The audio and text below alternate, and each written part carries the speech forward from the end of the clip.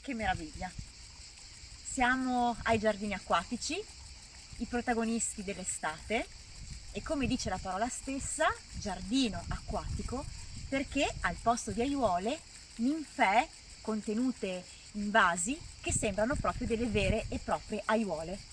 Le nostre ninfee sono colorate, ci sono tantissime varietà, sono per lo più ninfee rustiche, le trovate per tutta l'estate e anche un pochino per l'autunno, per cui davvero non perdetevele.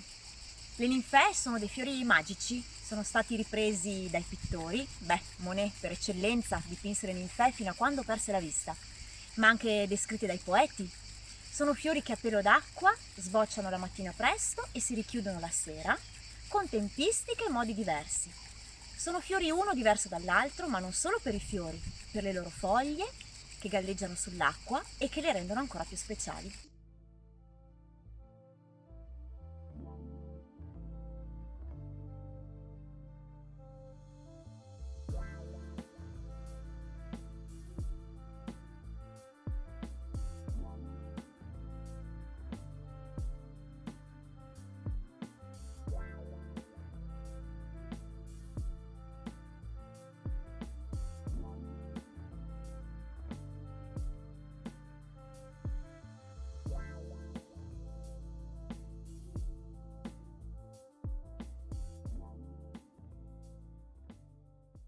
Le ninfee sono un po' come le rose rifiorenti, quindi continuano la loro fioritura per tutta la stagione, vi dicevo da aprile ad ottobre, quindi sboccia un fiore, di solito il fiore dura 2, 3, 4 giorni, addirittura in questi 2, 3, 4 giorni cambia anche il colore rispetto al primo fiore e all'ultimo giorno di fioritura. E poi però i fiori sono continui. Ce ne sono veramente di tantissime varietà e sono a fiori semplici, a fiori doppi, a fiori stellati, a seconda del numero di petali sono più o meno grandi.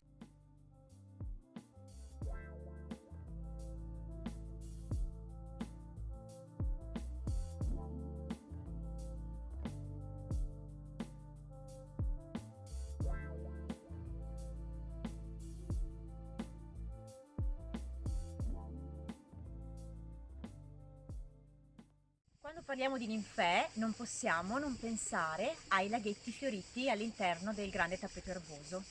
Questi sono laghetti più irregolari rispetto ai giardini acquatici, sono laghetti quasi alla Monet per questo ponticello e questo sciabordio dell'acqua che caratterizza un'atmosfera veramente trasognante.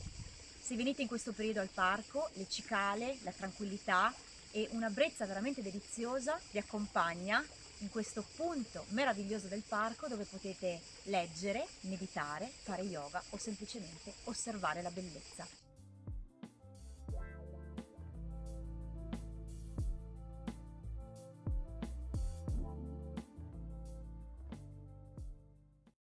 Nel parco sono presenti 18 specchi d'acqua, 18 laghetti, alcuni dei quali decorati con le ninfee. Allora in questa stagione è proprio da fare una bella ricerca, anche perché sono quasi tutti all'ombra, al fresco e con questa atmosfera di cicale molto molto rilassante. Non perdetevi il laghetto del cimitero dei cani, dove si riflettono e si specchiano ninfee solo bianche, e intanto che passate di lì date un'occhiata ai 4 laghetti dell'eremo, perché sicuramente troverete delle ninfee nane deliziose sulla superficie dell'acqua. Tappa obbligatoria ovviamente i laghetti fioriti all'interno del verde smeraldo del grande tappeto erboso, dove trovate non solo ninfee ma papiri, ibisco, sigari di cerci e altre piante acquatiche. L'estate è meravigliosa, non perdetevela!